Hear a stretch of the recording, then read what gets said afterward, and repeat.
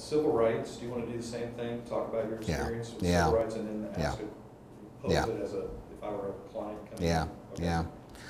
yeah. When I worked in law enforcement in California, I used to hear cases about police abuse of suspects, and maybe the story would get twisted somehow, and well, you can't really trust what the criminal is saying because after all, that person's a criminal, and even though they may show up in court with black eyes or broken noses, well, maybe there was a struggle somehow and the police were justified in doing what they did, okay? I have handled a number of cases since leaving law enforcement that tell me that people sometimes are truly abused by law enforcement personnel.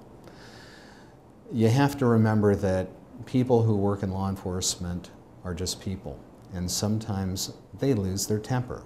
And when they do, and if they go to a place where they're using unreasonable force, and that's the term, unreasonable force, and they hurt somebody who's in custody, or they fail to provide needed medical care to somebody who's in custody, those officers and their supervisors can be held liable civilly for what happened. I've had cases where people have died in jail as a result of medical neglect.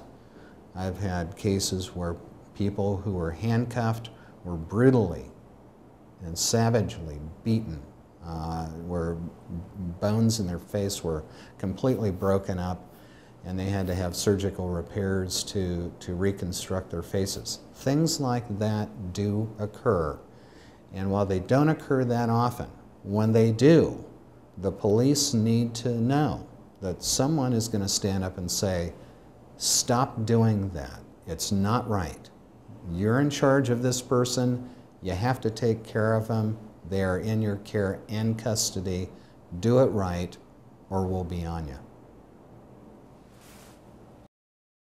What should I do if I feel like? Yeah. Okay. Yeah. If you feel like you've been abused by the police, there are very stringent timelines for you to file a claim against the government, okay?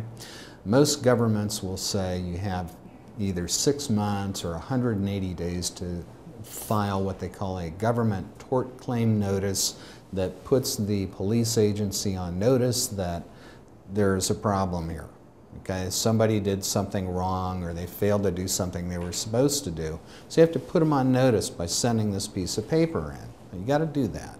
So get to a lawyer as soon as the incident has happened and you're either released from custody, or write the lawyer a letter from jail and let us know what happened so that we can try and help you out in a timely fashion. The government tort notice that I've just talked about is a state law provision. And what I mean by that is this. There are both federal and state laws that cover police abuse. If your civil rights guaranteed by the U.S. Constitution have been violated, you don't need to file a tort claim notice.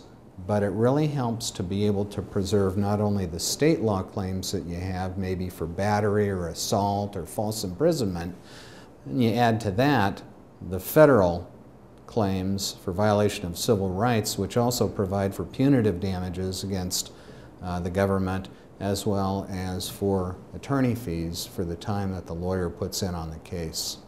Okay.